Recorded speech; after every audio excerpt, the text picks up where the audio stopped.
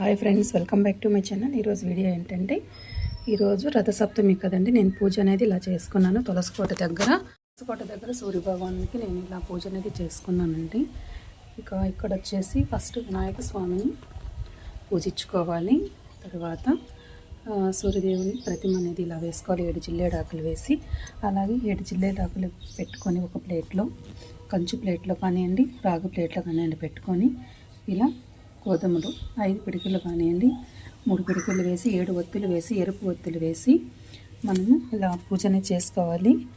ప్రసాదం వచ్చేసి నేను పాలతోట చేశానండి పాయసం. అది 7 చిక్కుడాకులలో ఇలా ప్రసాదం 7 రేగ్గాయలు పెట్టి పూజ అనేది చేసుకోవాలండి. అలాగే సూర్యాష్టకం కానివ్వండి, ఆదిత్య హృదయ స్తోత్రం కానివ్వండి, మీకు పలకడం చేతరాని వాళ్ళు ఫోన్లో పెట్టుకొని కూడా వింటూ పూజ చేసుకోవచ్చండి. నేనైతే ఇలా పూజ అనేది చేసుకున్నానండి. మీకు కనుక ఈ వీడియో నచ్చినట్లయితే ఒక లైక్ కొట్టి సబ్స్క్రైబ్ చేసుకోండి friends. Please subscribe my channel.